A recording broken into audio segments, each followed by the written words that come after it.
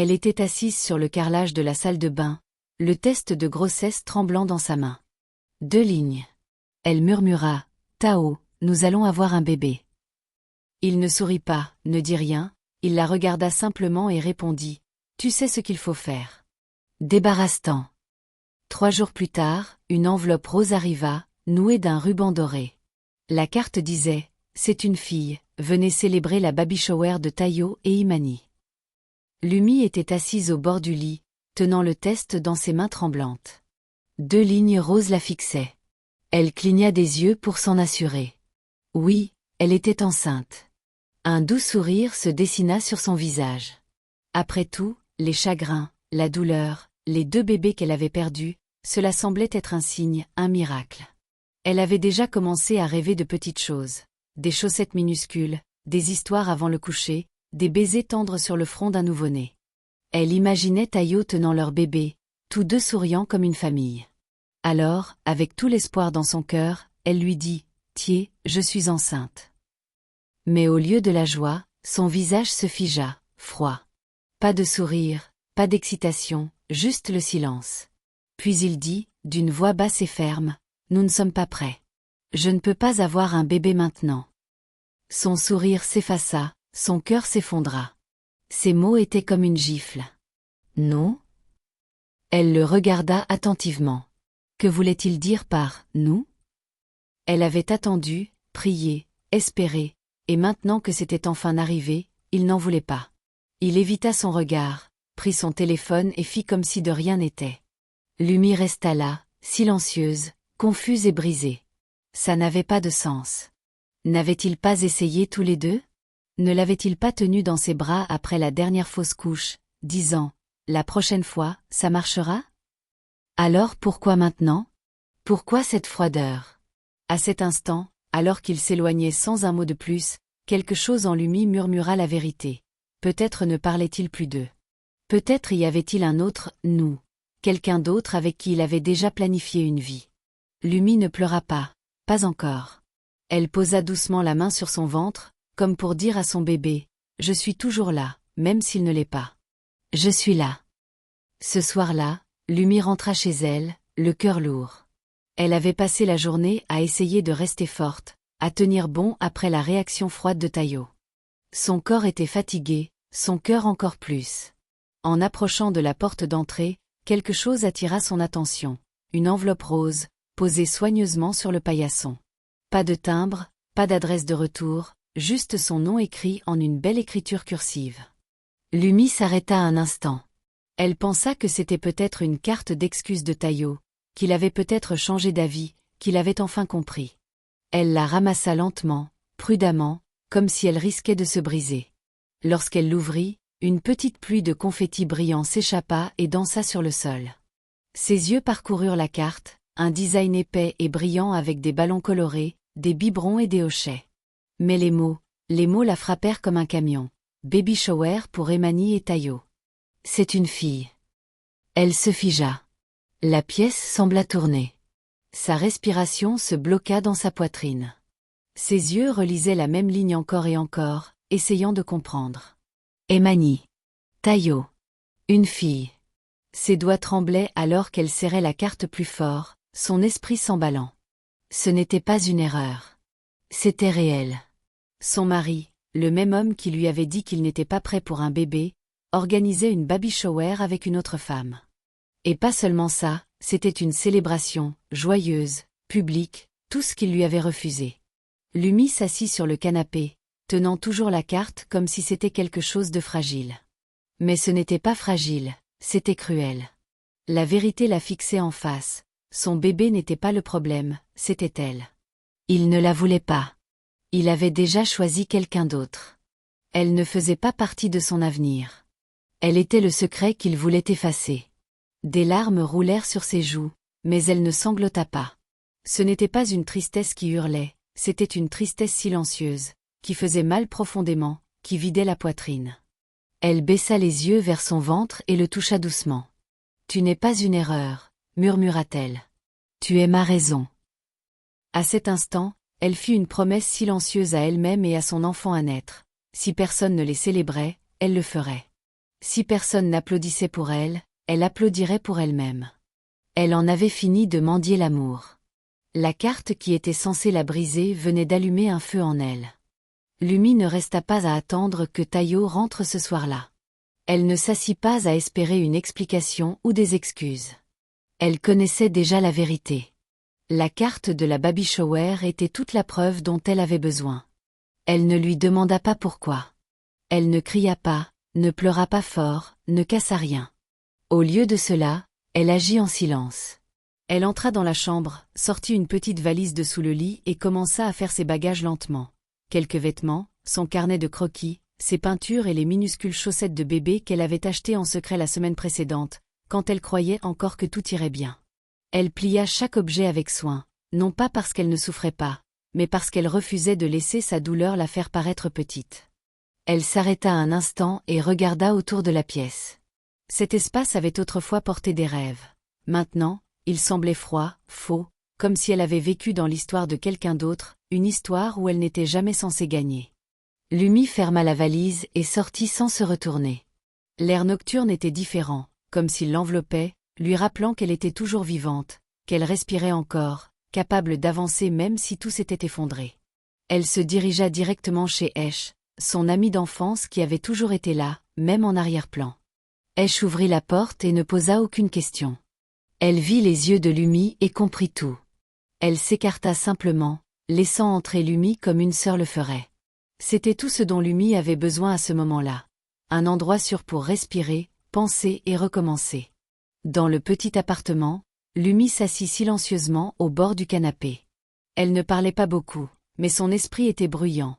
Pensées qui s'emballaient, souvenirs qui défilaient, douleurs qui montaient. Mais même dans tout cela, elle n'était pas amère. Elle n'était pas en colère. Elle était fatiguée, oui, mais elle se réveillait aussi, non pas d'un sommeil, mais d'un mensonge. Elle baissa les yeux vers son ventre et murmura « Tout ira bien ». Parce qu'avant d'être l'épouse de quelqu'un, elle était sa propre femme. Et avant que le chagrin ne tente de la briser, il y avait en elle un feu qui refusait de s'éteindre. Elle ne voulait pas de vengeance, elle ne voulait pas le détruire. Ce n'était pas son pouvoir. Son pouvoir était de survivre.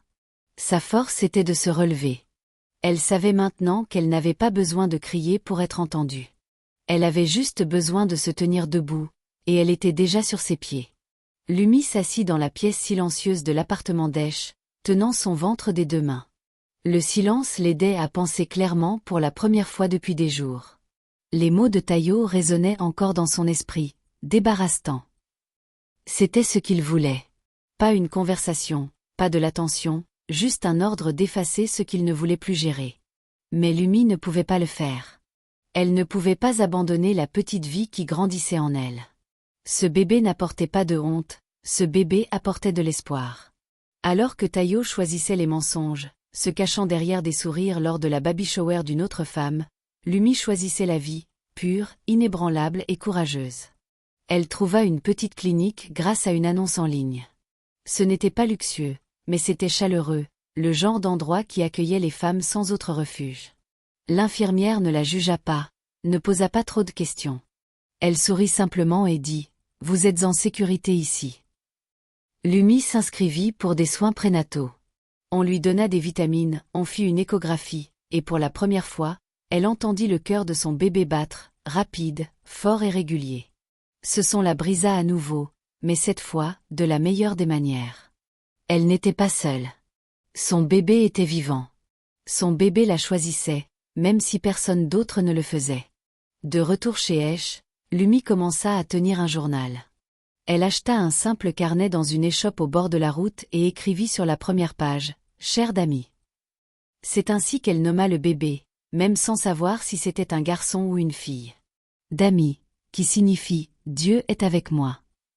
Chaque soir, elle écrivait des lettres, parfois longues, parfois courtes, parfois remplies de larmes, mais toujours avec amour. Elle écrivait « Même si ce n'est que toi et moi, nous sommes assez. Je n'ai peut-être pas de réponse, pas de plan, pas même un endroit à nous pour l'instant, mais je t'ai, et je te protégerai. » Puis elle recommença à peindre. Elle n'avait pas touché ses pinceaux depuis des semaines, mais maintenant, elle ne pouvait plus s'arrêter. Elle peignait avec ses émotions, douleur, joie, peur, force, tout se déversait sur des toiles blanches. Certains jours, elle peignait une mère tenant un enfant sous la pluie. D'autres jours, une femme s'élevant d'un sol fissuré, de la lumière jaillissant d'elle. Chaque coup de pinceau était une libération, chaque couleur un pas en avant. Son art commença à changer. Il n'était plus seulement triste, il était puissant. Il parlait plus fort que n'importe quel mot. Un soir, Lumi s'assit tranquillement près de la fenêtre, son carnet de croquis posé sur ses genoux, une musique douce en fond, son ventre se soulevant doucement à chaque respiration. Elle dessinait, ses doigts bougeaient comme s'ils avaient une histoire à raconter, une histoire que les mots ne pouvaient exprimer. Quand elle termina, elle regarda ce qu'elle avait créé. C'était une peinture d'une femme tenant un bébé. La peau de la femme portait des fissures, comme une poupée brisée, mais de ces fissures jaillissait de la lumière. Ses yeux étaient pleins de douleur, mais aussi de force. Dans ses bras, le bébé semblait paisible, en sécurité. Lumi fixa l'œuvre longtemps. Quelque chose en elle semblait honnête. C'était elle. C'était son voyage, sa vérité. Elle prit une photo et la posta en ligne, sans légende longue, juste une simple ligne, guérir à travers l'art. Elle ne s'attendait pas à grand-chose, mais en quelques heures, le post commença à recevoir des likes, puis des commentaires, puis des partages. Des femmes du monde entier écrivirent des choses comme « c'est moi » ou « je me sens vue ». Certaines envoyèrent même des messages privés, partageant leurs propres chagrins, pertes et moments de silence. Quelques jours plus tard, Lumi reçut un email d'une petite mais célèbre galerie d'art. La femme qui la dirigeait lui dit que son travail l'avait profondément touchée. Elle lui demanda si Lumi avait d'autres œuvres, si elle envisagerait une exposition complète. Les mains de Lumi tremblaient en lisant le message. Elle n'avait pas prévu cela. Elle peignait juste pour survivre, pour respirer. Mais maintenant, sa douleur ouvrait des portes. Elle passa les semaines suivantes à peindre sans relâche. Chaque toile racontait une partie de son histoire. Le choc de l'enveloppe rose, le départ en silence, les lettres à son bébé à naître. Elle ne cachait pas ses émotions. Elle ne cherchait pas à les rendre belles. Elle les rendait réelles. Quand la galerie lui demanda comment elle voulait nommer l'exposition, elle répondit sans réfléchir, « Invité Méné ». Ce n'était pas qu'un titre, c'était un message. Son bébé n'avait pas planifié par lui, mais profondément désiré par elle. Son voyage n'était pas accueilli par les autres, mais il comptait. Sa voix n'était pas toujours entendue, mais elle était forte maintenant à travers chaque peinture, chaque cadre. Les gens vinrent. Ils se tenaient en silence, certains pleuraient, certains murmuraient. Même la propriétaire de la galerie admit. Je n'ai jamais rien vu de tel. Lumi se tenait discrètement dans un coin, la main posée sur son ventre, observant des étrangers se connecter à la vérité qu'elle avait autrefois cachée. Le monde de Taiyo était construit sur des mensonges et des dissimulations. Mais Lumi, sa vérité était maintenant accrochée sur des murs, et elle était magnifique. La baby shower était remplie de musique, de ballons et de gens souriant pour les photos. Tout le monde semblait heureux, surtout Emani.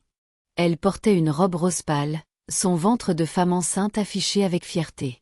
Elle riait, enlaçait ses amis et prenait des photos avec une écharpe de future maman sur la poitrine. À ses yeux, c'était une célébration de l'amour, un nouveau chapitre, une bénédiction. Elle n'avait aucune idée qu'elle vivait une histoire volée à une autre. Tout au fond de la foule se tenait une femme en lunettes noires. Elle ne disait rien. Personne ne la remarqua, c'était ce qu'elle voulait. Elle était venue uniquement pour Lumi, non pas pour créer du drame, mais pour voir la vérité de ses propres yeux. Et maintenant qu'elle la voyait, son cœur se brisa un peu plus. Taiyo souriait, sa main posée doucement sur le ventre d'Emani, comme Lumi avait rêvé qu'il le ferait pour elle. Mais la femme vit aussi autre chose. Elle vit comment Emani regardait Taiyo, pleine de confiance, pleine de rêves. Emani ne savait pas qu'elle faisait partie d'un mensonge. Elle ne savait pas que l'homme à côté d'elle avait dit à une autre femme, quelques semaines plus tôt, de mettre fin à la vie qu'il célébrait maintenant. Puis un livreur entra, tenant une grande boîte emballée. Tout le monde se tourna pour regarder. « Cadeau spécial pour le couple », dit-il. La salle se tut alors que la boîte était placée devant Taiyo et Emani. Emani sourit et commença à déballer, pensant que c'était d'un ami lointain ou d'un membre de la famille absent. Mais au moment où le papier fut retiré, la salle devint silencieuse. À l'intérieur se trouvait une peinture encadrée. Elle montrait une femme s'éloignant, son dos droit et fort. Elle portait un enfant sur sa hanche, et derrière elle, le ciel était lumineux, comme si elle marchait vers un endroit meilleur. Les couleurs étaient puissantes, profondes et pleines de sens. Au bas du cadre, une note était soigneusement scotchée. Emani s'en approcha et lut à haute voix. « Merci à vous deux pour m'avoir libéré. » Le sourire de Tayo disparut. Son visage blêmit. Il savait exactement qui l'avait envoyé. Les invités murmuraient, confus. Emani passa de la peinture à Tayo, incertaine de ce qui se passait. Pour la première fois ce jour-là, le doute entra dans ses yeux. La femme en lunettes noires s'éloigna discrètement, son travail terminé. Elle n'avait pas besoin de dire quoi que ce soit. Le message de Lumi avait déjà parlé. Il n'était pas bruyant, pas cruel, mais il était clair. Lumi n'était pas brisée. Elle était libre. Et les personnes qui pensaient l'avoir remplacée étaient celles qui lui avaient donné la force de retrouver sa force. Les mois passèrent, et la vie de Lumi commença lentement à changer. Elle continuait de peindre, déversant son histoire dans des couleurs et des formes, mais maintenant le monde commençait à prêter attention. Son art ne se limitait plus à une petite galerie. Il commença à se répandre, à parler plus fort, à toucher des gens bien au-delà de son petit cercle. L'une de ses toiles, celle de la femme fissurée tenant un bébé, fut choisie par une organisation de santé mentale. Ils l'utilisèrent pour une campagne nationale sur la guérison à travers la douleur. Son nom était imprimé sur les affiches, son message aussi. Même si tu es brisé, tu brilles encore. Cette phrase restait avec les gens. Elle leur donnait de l'espoir. Une autre peinture, celle d'une femme tenant un parapluie sous une pluie de feu, fut vendue aux enchères lors d'un grand événement caritatif. L'argent permit d'ouvrir un nouveau refuge pour les mères célibataires. Lumi n'assista pas à l'événement, mais sa présence était partout. Son art était la raison pour laquelle des femmes brisées auraient désormais un endroit sûr pour dormir. Elle avait transformé sa douleur en protection pour les autres. Bientôt, son travail apparut sur des murs à travers la ville, grands immeubles, arrêts de bus, même des panneaux d'affichage. Les gens qui passaient dans les rues s'arrêtaient pour regarder. Ils fixaient ses lignes audacieuses, ses couleurs profondes, l'émotion brute dans chaque coup de pinceau. Puis ils lisaient son nom, Lumi. Il ne fallut pas longtemps pour que ceux qui connaissaient Tayo commencent à remarquer. « Attends, ce n'est pas l'ex-femme de Tayo ?» demanda un ami. « Ne lui a-t-il pas dit de se débarrasser du bébé ?» murmura un autre. Les murmures commencèrent doucement, mais ils devinrent plus forts. Tayo ne pouvait pas y échapper. Il ne pouvait pas l'expliquer. La femme qu'il avait mise de côté, celle qu'il pensait qu'elle disparaît discrètement, était devenue une voix que toute la ville écoutait maintenant. Il voyait son nom sur des affiches, passer devant son portrait sur un panneau en allant au travail. Son histoire était partout, pas écrite en mots, mais peinte dans la vérité. Peu importe ses efforts, il ne pouvait pas la couvrir, il ne pouvait pas la faire taire. Les mensonges qu'il avait autrefois dits en privé étaient maintenant brisés en public. L'image de Lumi tenant son enfant, forte et lumineuse, rappelait à tous ce qu'il avait jeté. Et Lumi, elle ne dit pas un seul mot à son sujet. Elle n'avait pas besoin de le faire. Son silence, son succès et sa force étaient plus bruyants que tout ce qu'il pourrait jamais dire. Il était tard, et la pluie tapait doucement sur les fenêtres. Lumi était au lit quand elle sentit une douleur forte. C'était le moment. Son bébé arrivait. Elle prit son petit sac pour l'hôpital et se dirigea calmement vers la clinique qu'elle avait visitée pendant des mois. Personne n'était avec elle, personne ne lui tenait la main, mais elle n'avait pas peur. Elle était arrivée si loin seule, elle était prête. La douleur s'intensifia alors qu'elle s'allongeait sur le lit d'hôpital. Les infirmières étaient gentilles et encourageantes, lui tenant la main et lui disant qu'elle faisait du bon travail. La sueur couvrait son visage, sa respiration était forte, mais son cœur était stable. À chaque poussée, elle se souvenait du voyage, les mensonges, la trahison, la solitude, et elle transforma cette douleur en force. Après des heures de travail, un petit cri remplit la pièce. L'infirmière sourit et dit « C'est une fille ». Les yeux de Lumi se remplirent de larmes alors qu'on posait le bébé sur sa poitrine. Elle baissa les yeux et vit le plus beau visage. Sa fille avait de grands yeux brillants et des boucles douces, exactement comme Lumi l'avait imaginé.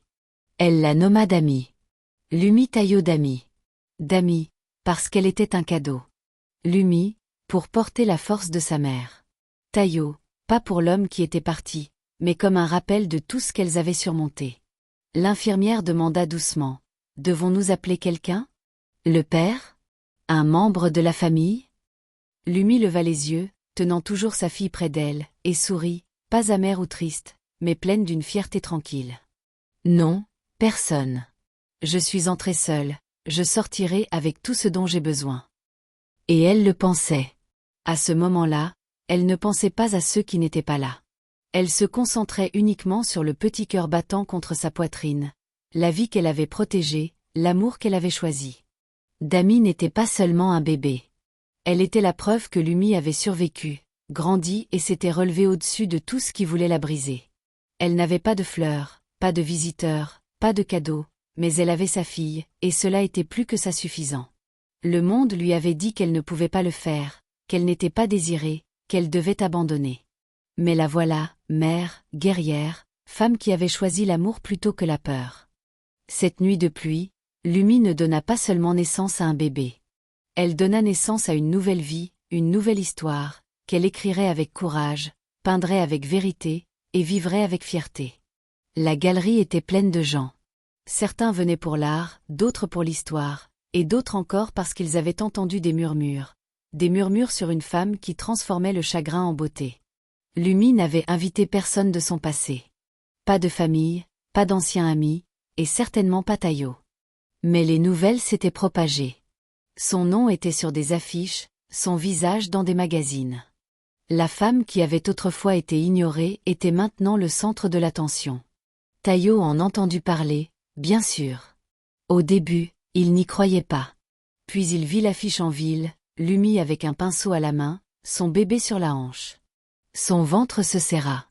Ce soir-là, vêtu d'un costume noir, il se rendit à la galerie. Pas d'invitation, juste de la curiosité, ou peut-être du regret. Dès qu'il entra, l'ambiance changea. Pas bruyamment, mais assez pour que les gens le remarquent. Il se déplaça discrètement, passant devant toile après toile, rempli d'émotion, de douleur et de puissance. Il reconnut son style, audacieux, brut, plein de sens. Puis il s'arrêta devant une peinture. C'était une grande œuvre, une femme se tenait seule, son dos face au spectateur, tenant la main d'un enfant. Le titre était écrit en lettres dorées en dessous, « La fille qui l'a abandonnée ». Tayo fixa l'image, figé. Il savait que c'était à propos de lui. Il n'avait besoin de personne pour l'expliquer. Puis il la vit. Lumi entra dans la pièce, portant une longue robe orange fluide. Elle rayonnait de confiance et de paix. Dans ses bras, elle tenait sa fille, maintenant âgée de quelques mois, vêtue de blanc. La foule se tourna vers son visage et applaudit doucement. Elle leur sourit, puis passa lentement devant sa peinture, et devant lui. Leurs regards se croisèrent pour la première fois depuis longtemps. Il la regarda, comme s'il voulait parler, mais il n'avait pas de mots. Elle ne semblait pas en colère, pas triste. Elle semblait entière. Elle s'arrêta une seconde, le regarda directement, et dit doucement, « Tu ne pouvais pas porter l'enfant. Mais elle m'a porté à travers. » C'était tout. Pas de cris, pas de vengeance, pas de drame. Juste la vérité. Tayo baissa les yeux. Le silence autour de lui semblait plus fort que tout ce qu'il avait jamais entendu. Il réalisa alors qu'elle n'avait pas besoin de lui pour souffrir.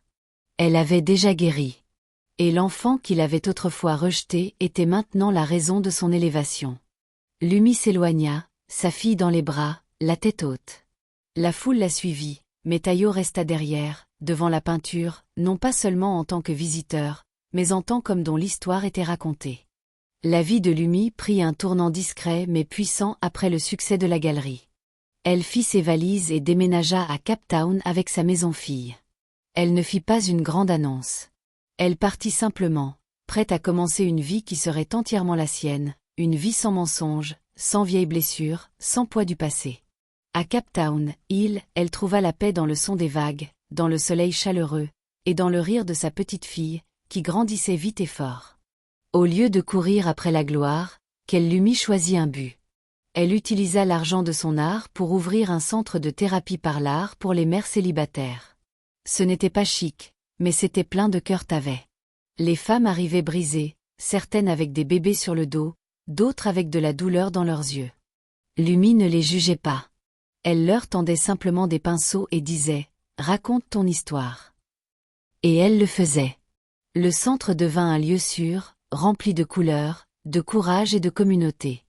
Chaque mur était couvert d'histoires réelles, peintes par des femmes autrefois oubliées.